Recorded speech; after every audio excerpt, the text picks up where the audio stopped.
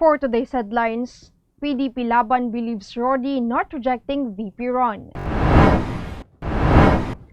PDP pressures Pacquiao exit. Duterte plays hardball with US on VFA.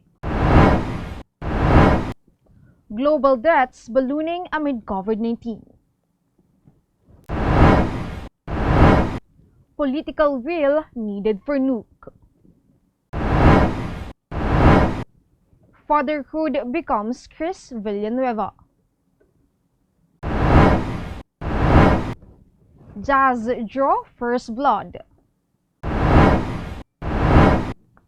Monsoon trough affecting the country.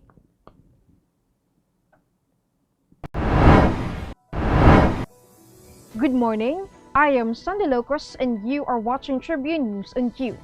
Today is Thursday, June 10, and now the news. The country's dominant political party, PDP-Laban, is hoping that President Rodrigo Duterte would reconsider joining the vice presidential race in the next year's elections. Its reaction was brought by the chief executive's pronouncement that he is resisting such a call made by the party's influential members, who submitted their resolution to the party chair, urging him to run as VP and choose his presidential candidate.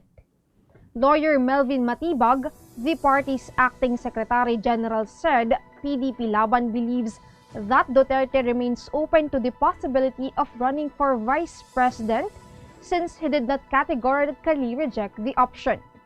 Duterte on Tuesday night said he is preparing for retirement in June 2022, adding that he did not want to be accused of perpetuating himself in power. The PDP-Laban official reiterated that party members are praying harder to move mountains, as well as the heart of the president, to consider their call for him to seek the vice presidency. Senator Manny Pacquiao returned an "I'm not dumb" projectile at President Duterte, who lashed at the octuple world boxing champion's criticism of the government's handling of the West Philippine Sea issue. Pacquiao said he remains firm on his stand that the country should have a stronger stance in dealing with the territorial dispute with China. Although his camp earlier said he never meant to criticize the administration, Pacquiao's comments seemingly put a rift between him and other members of PDP-Laban, where he acts as party president.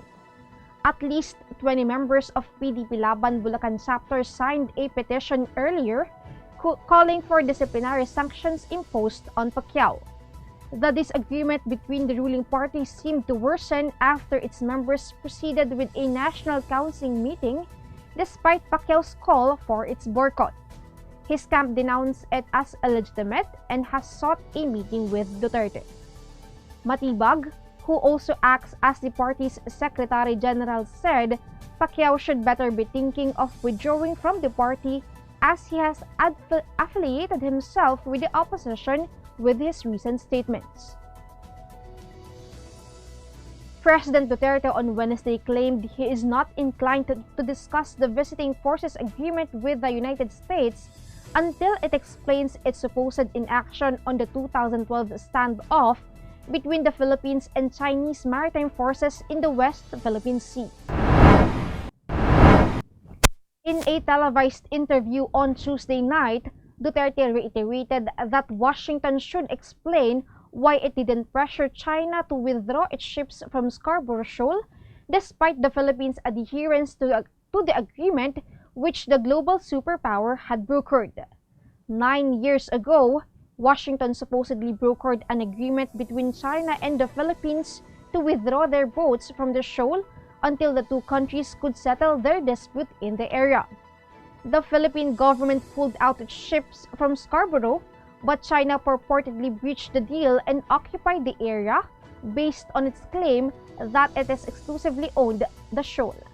The president's decision whether the country would abrogate the VFA may come anytime now, Philippine Ambassador to the United States Jose Manuel Romualdez said. Tribune News on Q will be back after these reminders. Catch something big! The all-new Honda City hatchback with 4 seating modes. Utility mode, long mode, tall mode, refresh mode. The all-new City hatchback. Hatch more life!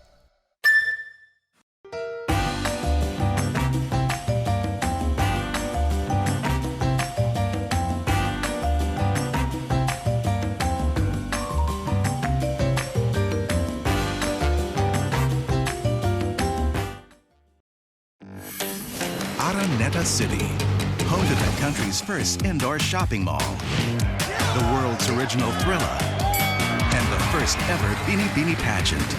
Now a place for your first win, your first hatch, your first home, your first big break, your first date, and even your first love. Araneta City, the city of firsts. Viber is the free and secure way to connect with friends and family, anywhere. Send messages and make phone and video calls for free. Download Viber now. In other news, the Philippines is not the only country with a rising debt burden because of the ongoing COVID pandemic, with the rest of the world recording increased borrowings, the highest since World War II. Worse, global debt will continue to rise this year, despite a $32 trillion increase in 2020, according to the latest study by Moody's Investor Research. Moody's said advanced economies experienced the largest increase in government debt to GDP between 2010 and 2020, at 36 percentage points, while corporate debt expanded by 16 percentage points. Household debt levels fell slightly overall by 4 percentage points, as the countries most affected by the global financial crisis deleverage.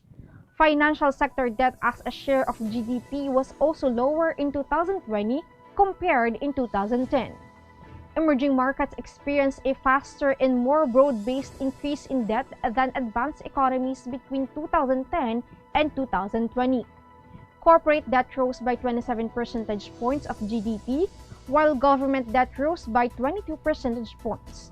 A build-up of private sector debt reflected financial markets development, with household debt increasing by 19 percentage points of GDP and financial sector debt by 10 percentage points. More than just switching on the Bataan nuclear power plant, wholesale adoption of nuclear energy is needed to reverse the country's energy deficits. It will take a strong political will by the government leadership to do so, however. Alpas Pinas chief advocate and former Pangasinan Representative Mark Cuangco said it is an opportune time as NEDA projects that to ease electricity shortage by 2030, the country needs to generate 13 gigawatts of new energy capacity. Cuangco is also disheartened that the Philippines is behind the adoption of nuclear energy. 2 years from now, 1,200 megawatts nuclear power plants will be operational in Bangladesh and Egypt for 1,200 megawatts plants or 9 BNPP. While Cris Villanueva personifies different characters for a living, he is also a father to beautiful children and makes sure he portrays that role accordingly.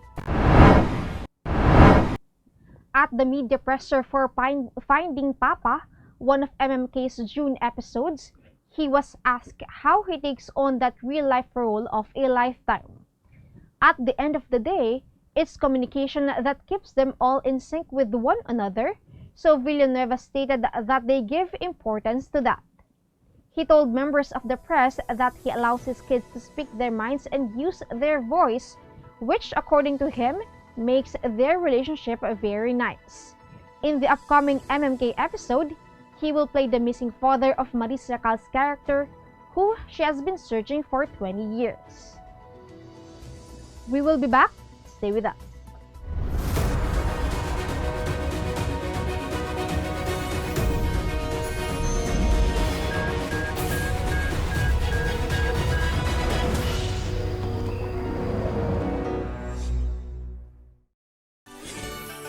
Manong Joe po! At Ate Maita.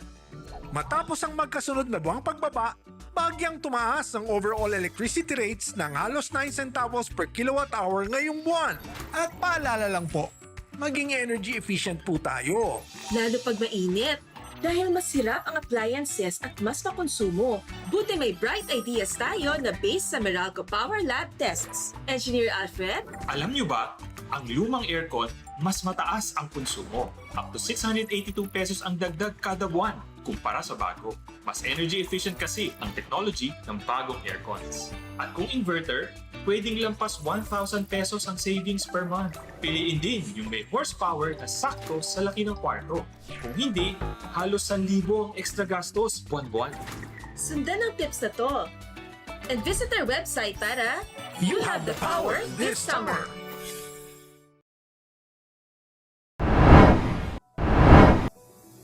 In sports, Donovan Mitchell scored 45 points and Rudy Gobert made a clutch block at the buzzer as the Utah Jazz rallied to beat the Los Angeles Clippers 112-109 in their opening game of their NBA playoff series on Tuesday. Mitchell scored 32 of his game-high 45 in the second half, carrying the Jazz on his back offensively after the team off to a sluggish start in the best-of-7 Western Conference second-round series. Mitchell got help on the defensive end from Franz Gobert, who is in the running to win his third Defensive Player of the Year award. Gobert helped seal the win when he denied Clippers forward Marcus Morris' three-point attempt at the final buzzer in front of the crowd at 18,007 at the Vivint Smart Home Arena. The Jazz defense smothered attempts by Kawhi Leonard and Paul George before the ball ended up in the hands of Maurice. Game 2 is Thursday in Utah. A monsoon trough is expected to bring even more rains across the country, Pag-asa reported early Thursday morning. Metro Manila, Cavite, Laguna, Batangas, Rizal, and the provinces of Zambales, Bataan, Tarlac, Nueva Ecija, Pampanga, and Bulacan will have partly cloudy to cloudy skies with isolated rain showers or thunderstorms. Quezon, meanwhile, will experience cloudy skies with isolated rain showers or thunderstorms. Light to moderate winds blowing from the south to southwest will prevail, and the coastal waters along these areas will be slight to moderate. And that wraps up the stories this morning. Catch the latest news on our website, tribune.net.ph, and follow us on Facebook, Twitter, and Instagram. Subscribe to our YouTube channel, Tribune Now. The Daily Tribune is one with the nation in facing the COVID-19 crisis, and in line with this, the Daily Tribune digital edition on Press Reader is now available for free online. You can also download the Daily Tribune app on Apple Store or Google Play to get the latest and most comprehensive news online. Daily Tribune is also inviting everyone to join its community Viber Kachibu to get updates on the freshest and hottest news and entertainment stories of the day. Tarcito emoticons are also available on our community Viber. Just visit the sticker store and search for Kachibu Community. And before we go, we would like to thank the SM Store and Araneta Center. Again, this is Sunday Locust and you are watching Tribune News on Tune. Stay safe, stay healthy, and stay at home. Good morning and have a nice day.